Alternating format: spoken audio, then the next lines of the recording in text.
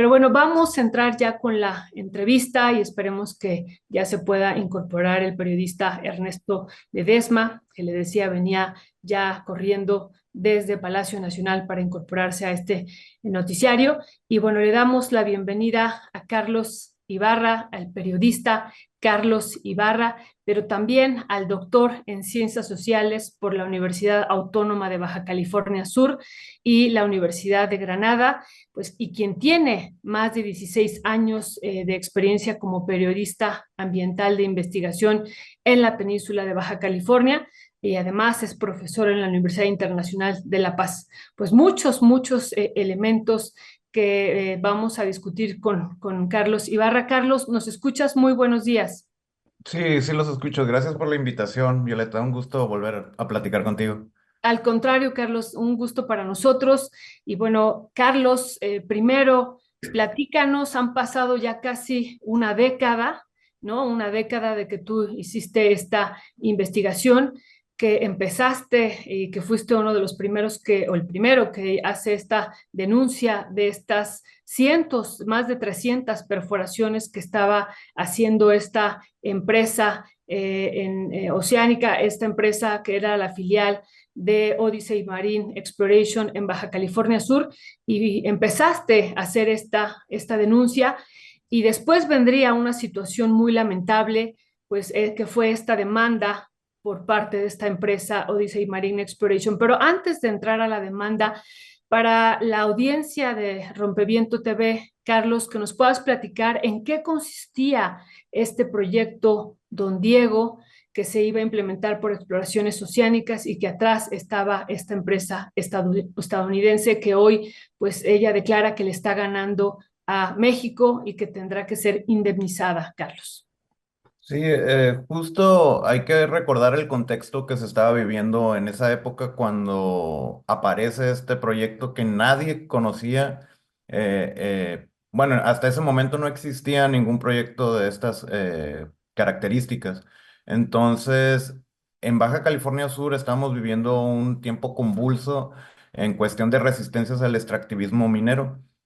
Desde el 2009, el Frente, después se formaría a los 10 años de lucha el Frente Ciudadano en Defensa del Agua y la Vida, que eran 37 organizaciones de la sociedad civil que estaban luchando contra un proyecto de Salinas Pliego en Sierra La Laguna, pero al mismo tiempo estaban surgiendo otros. En ese contexto, más o menos en 2013 se filtran documentos de la conformación de esta empresa ante el registro público, no recuerdo, de la Ciudad de México, creo, y se filtran y nadie ponía atención a este tema. Entonces me llegaron estos documentos, me doy cuenta y empiezo a investigar.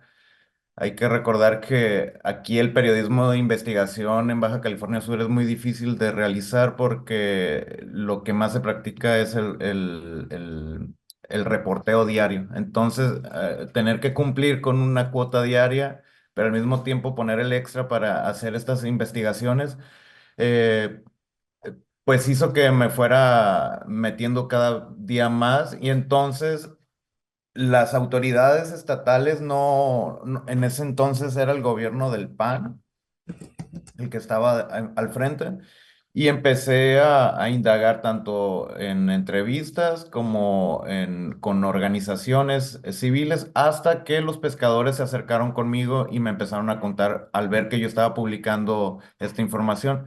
El proyecto eran sacar más de 350 millones de toneladas de arenas fosfáticas del fondo marino del Golfo Ulloa, una zona que hay que recordar también en un contexto pues, de historia ambiental histórico en el que había un gran número de mortandad de tortuga marina en ese lugar y había una confrontación entre los discursos ambientales de unas organizaciones que decían que la pesca ribereña era la culpable y por otro lado, los pescadores diciendo que la pesca industrial, ¿no? Y en te estoy hablando de varios años de esa confrontación, y en ese lapso aparece la minera submarina exploraciones oceánicas, que curioso, un dato que a mí me llamó mucho la atención de este posicionamiento del gobierno de México, es que por fin confirman, o por lo menos oficialmente confirman la relación de Diego Fernández de Ceballos, que es un dato importantísimo porque yo tuve la confirmación y lo manejé en una columna de opinión, nunca lo manejé como un dato pues oficial, más como anecdótico, de una reunión que existió en Pemex en ese entonces, que tenía que ver con el exgobernador Marcos Covarrubia, Villaseñor, y un señor de puro y barbado que se reunió en esta oficina y platicaban de este proyecto. Todo fue meramente anecdótico y lo que más me resalta es esa relación entre... Porque hay que recordar que uno de los argumentos que daba Exploraciones Oceánicas a sus accionistas en Nasdaq es que el gobierno de México estaba recomprando plantas de agronitrogenados, ¿no? Fueron 11 plantas, creo, no estoy seguro, y que después este gobierno hace una investigación pues resulta que hay un desfalco, hay un negocio medio turbio o turbio completamente. Entonces, ellos les decían a sus accionistas que la creación de Pemex buscando la producción de fosfatos o de estos elementos para la agroindustria, ¿no? De estos elementos químicos que ayudan al crecimiento de los monocultivos, iba a ser el principal comprador de esta empresa. Y a veces yo lo mencioné algunas veces, pero no se centró, la atención periodística no se centró en este proceso que ocurrió con Enrique Peña Nieto y que ahora, pues precisamente el gobierno de México confirma lo que veníamos diciendo algunos periodistas sobre esta relación pues el negocio que había detrás, ¿no?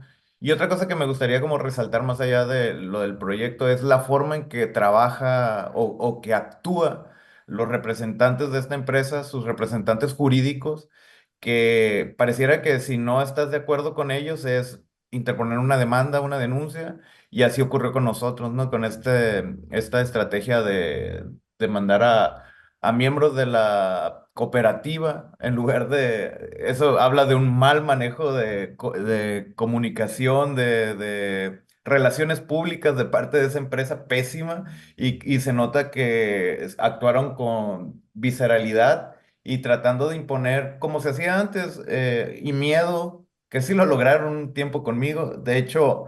Hasta ahora podría agradecer que me hayan demandado porque si no, no me hubiera metido a este mundo de la academia a tratar de entender por qué una empresa, un corporativo transnacional puede amedrentar a un grupo de pescadores que simplemente lo único que buscan es el sustento de su vida y el mantener sus costumbres.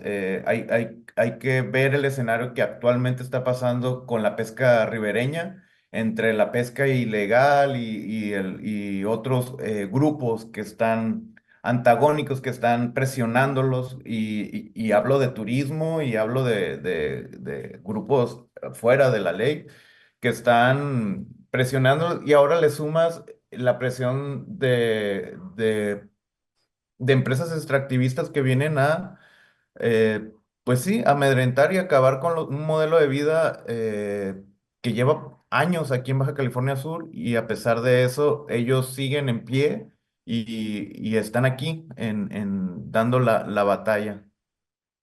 Muchísimas gracias, Carlos, por esta introducción y por ponernos este contexto y por también decirnos esto de Diego Fernández de Ceballos, que también está imbricado en este tema.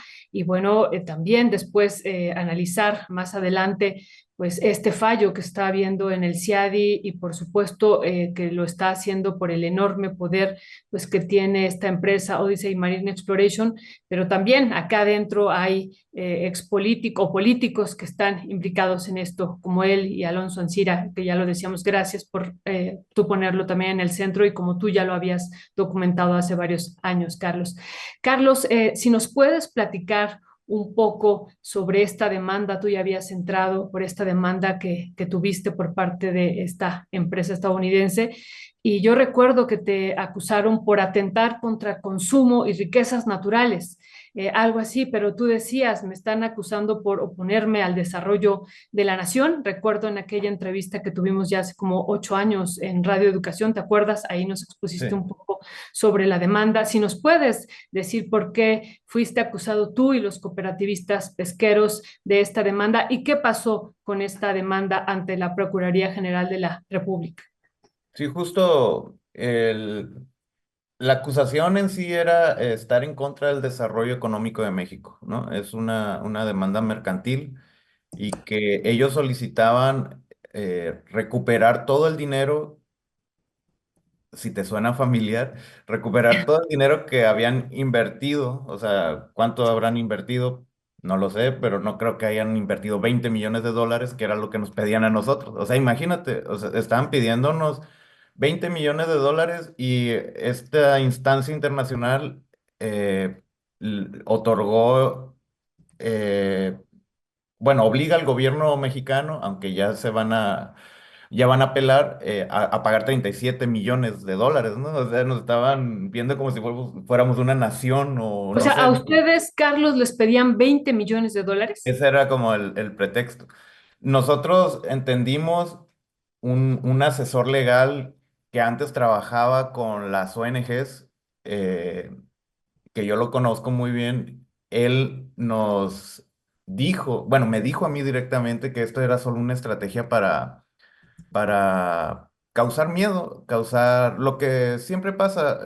Lo curioso es que siempre pasa con los defensores de derechos humanos, defensores ambientales, eh, periodistas, pero ahora lo estaban aplicando con pescadores y conmigo. Entonces ellos crearon un entramado en el que supuestamente nos organizamos y confabulamos contra el desarrollo de México y por ello deberíamos de pagar 20 millones de dólares para, pues, resarcir los daños que le ocurrieron a la pobrecita corporación, ¿no? Como si fueran unos desvalidos que no tienen ningún poder y que los malvados, la gente malvada local de acá, preocupada por sus costumbres, por sus formas de vida, por sus eh, vaya, por mantener el sustento de su familia, eh, pues defendía, era para ellos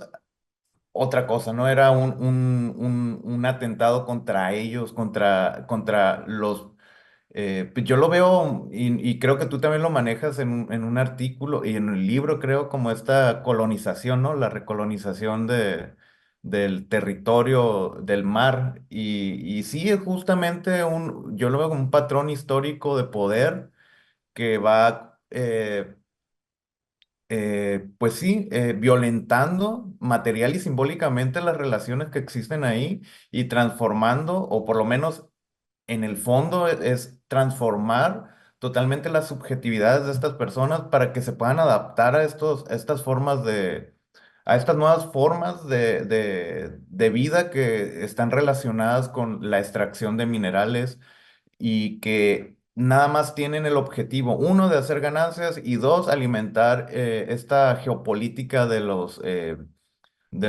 extractivismo, es decir, de esta necesidad dependiendo del contexto en el que vayamos viviendo, de la necesidad ya sea de tierras raras, fosfatos, metales, etcétera. Digo, tú tienes un contexto muy amplio también por el trabajo que has realizado. Y creo que esto debería de saberse aún más, ¿no?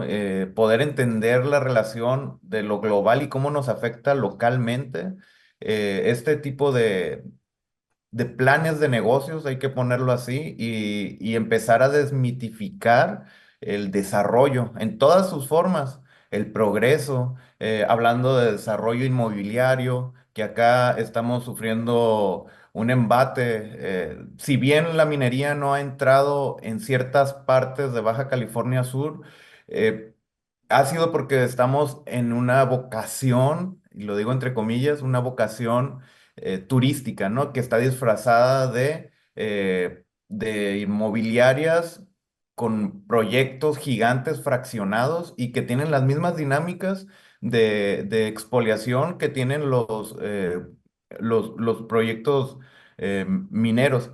Hago aquí una anotación. Yo soy un dependiente o fui un beneficiado. Mi papá fue minero, mi papá fue parte de exportadora de sal y yo, gracias a él, un ranchero que dejó de ser ranchero para convertirse en minero y gracias a él, que ahora ya tiene 5 años de haber fallecido, gracias a él soy lo que soy, ¿no? Y por mucho tiempo estuve en la contradicción entre esos beneficios que obtuve, pero al mismo tiempo esta otra criminalización, la criminalización de las formas de vida en lo local.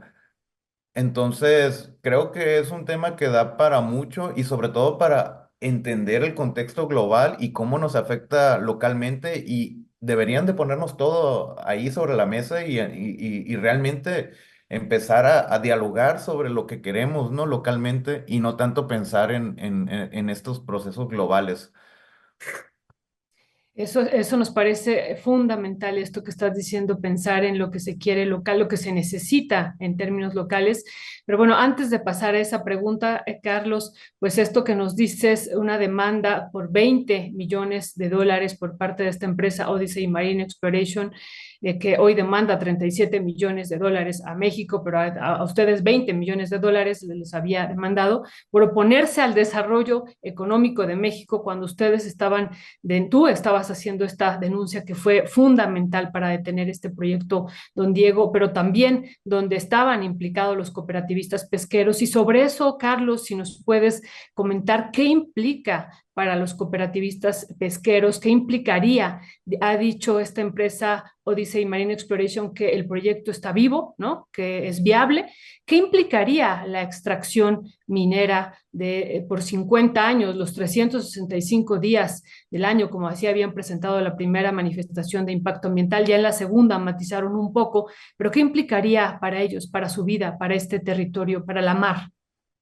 Es curioso porque siempre hablamos del mar, hablamos de los mamíferos marinos, hablamos de la fauna marina, pero olvidamos también la relación de la cultura del pescador con el mar, que realmente son saberes que se están extinguiendo y que muchas veces no los tomamos en cuenta simplemente porque no están legitimados por una institución científica. Hoy lo que está en peligro y aparte de todos los problemas que giran en torno a la actividad pesquera, es justamente esa, su relación con el mar y su única forma de sustento, ¿no? Hay concesiones, si hablamos ya de la cuestión económica del mercado local, y bueno, que sí está ligado de alguna forma en la exportación de algunos productos a otros países como China o el mercado asiático, pues el que más pesa y que es uno de los baluartes de la pesca es la langosta. Hay Mm. concesiones de langosta que se verían afectadas directamente por esta extracción, además de que el proceso, que no está muy claro, pero eh, varios expertos, activistas coinciden en que el proceso de extracción del fosfato o de otros elementos, porque ellos dicen que nada más es fosfato, no, no, Claro. no, a veces mienten, ¿no? Entonces extraen una cosa y sacan otra. En este caso, pues sería los elementos que regresan, los desechos o los lodos que regresan al mar, ¿cómo afectarían a la fauna marina, a las especies comerciales? ¿Cómo cambiaría las dinámicas de estas especies? ¿Se retirarían de esos lugares? Se extinguirían? Son varias preguntas que más que respuestas son más preguntas y que siempre lo quieren solventar a través de una solución técnica, científica, y que además eh, ofrecen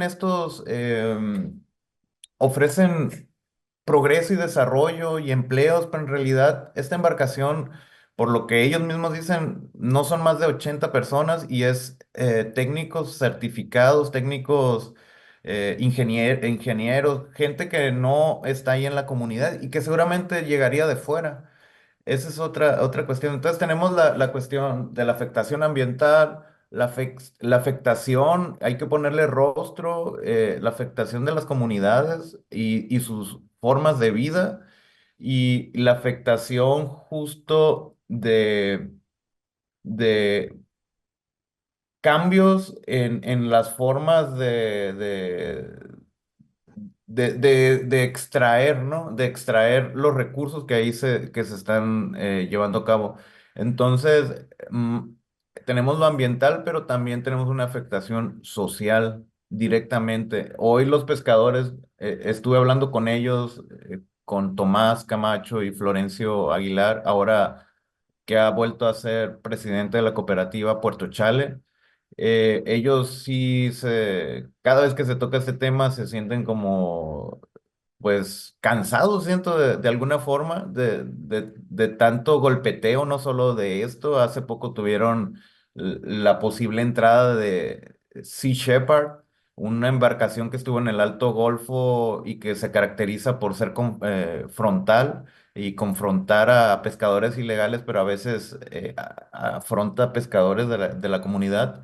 Y ellos temían lo mismo, ¿no? De que los empezaron a sacar, o sea, otra forma de sacarlos. Hay que recordar que esa zona en 2016 fue un refugio de protección de tortuga marina amarilla, careta careta, que tuvieron que sacarlos por lo menos un año para demostrar que ellos no eran los culpables de la pesca incidental de tortuga amarilla. Entonces, hay varios elementos, la pesca industrial, súmale ahora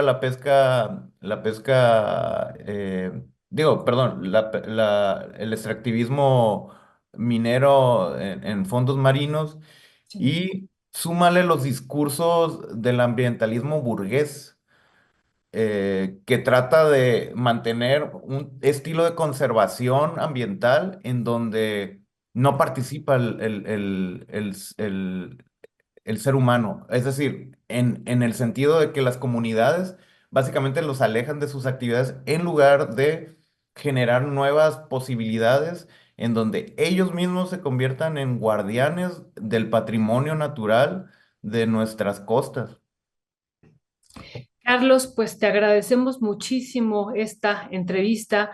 Si tú nos lo permites, te buscaremos hacia la próxima semana y que podamos actualizar. Ya tenemos esta primera respuesta que da el gobierno federal. También vamos a buscar a las autoridades ambientales con quien hemos tenido contacto pues, los años anteriores, justo para plantear este tema de parar la minería, cualquier intento de minería submarino en nuestro territorio, pero también en aguas internacionales.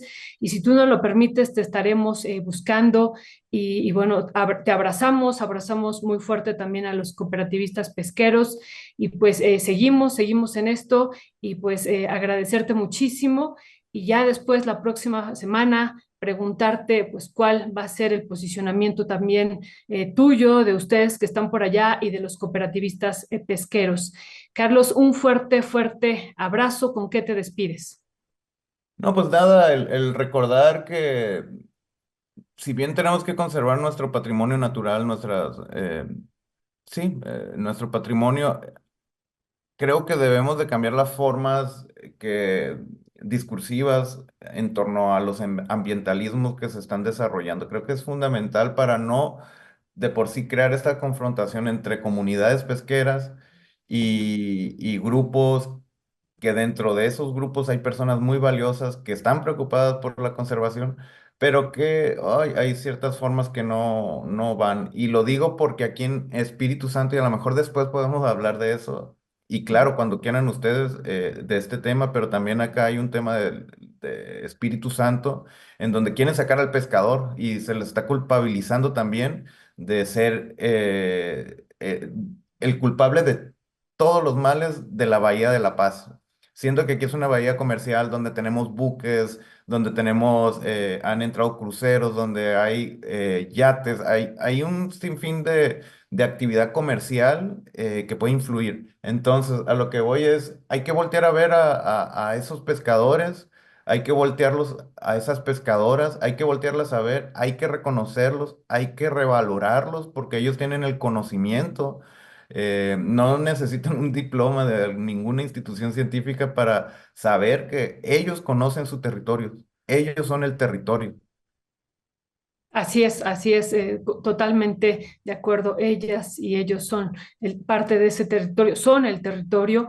Y bueno, qué bien que has puesto también estos conceptos de ambientalismo burgués que se está viviendo y ahí le agregaríamos esto de que a pesar, ¿no? De que esta empresa Odyssey Marine Exploration diga ella, minerales para el futuro y para esta transición energética, pues lo que estamos viendo y estamos asistiendo es a una acumulación por descarbonización también ya actualmente. Pues Carlos, ya estaremos aquí otra vez dándote lata bueno, hablando contigo para hacer este frente que tenemos que hacer como nación, pues para que esta empresa con mucho poder interno y externo y también en esta autoridad internacional, el CIADI, pues detener cualquier intento de explotación minera marina en nuestro territorio. Carlos Ibarra, doctor en Ciencias Sociales por la Universidad Autónoma de Baja California Sur y la Universidad de Granada y un periodista de investigación en términos ambientales por más de 16 años y profesor de la Universidad Internacional de La Paz. Te lo agradecemos muchísimo y te mandamos un fuerte abrazo. Muchas gracias, Violeta. Pendientes. Buen día. Gracias, Carlos.